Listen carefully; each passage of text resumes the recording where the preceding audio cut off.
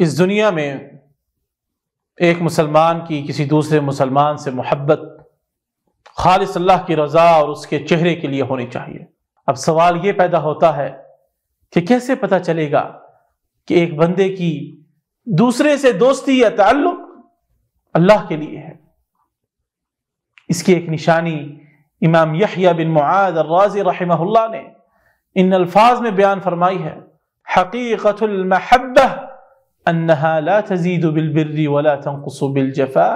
حقیقی محبت وہ ہے کہ کسی کے نیکی کرنے پہ محبت میں اضافہ نہ ہو اور برائی کرنے پہ محبت میں کمی نہ ہو۔ اس کا مطلب یہ ہے کہ سچی محبت کا معیار ہمارے ساتھ نیکی یا بدسلوکی نہیں ہے۔ اللہ کے لیے خالص محبت نہ تو کسی احسان سے بڑھتی ہے اور نہ ہی کسی بدسلوکی سے کم ہوتی ہے۔ یہ ایسی محبت ہے جو دنیاوی غرض و غایت سے پاک ہوتی ہے۔ محبت کی یہ حقیقت ہمیں اس بات پر ابھارتی ہے کہ ہماری دوستی، ہمدردی اور تعلقات ذاتی مفادات سے آزاد ہونے چاہیے۔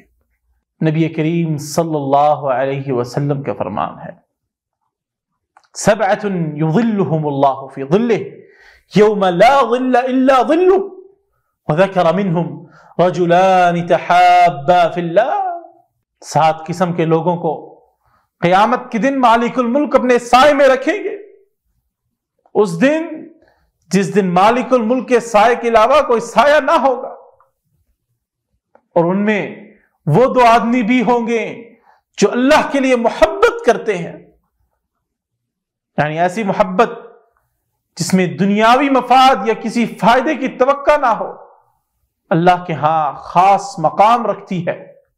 دنیاوی محبتیں حالات کے بدلنے سے بدل جاتی ہیں اور دنیاوی مقاصد تک محدود ہوتی ہیں، جبکہ اللہ کے لیے محبت دائمی اور ہمیشہ رہنے والی ہے۔ اس میں نہ کوئی غرض ہوتی ہے اور نہ کوئی شرط۔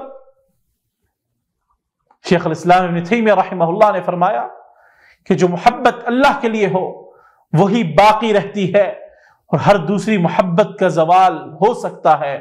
اللہ تعالی ہمیں اپنی محبت اور اپنے دین کے لیے محبت کی توفیق عطا فرمائے اور ہمارے دلوں کو اخلاص سے بھر دے۔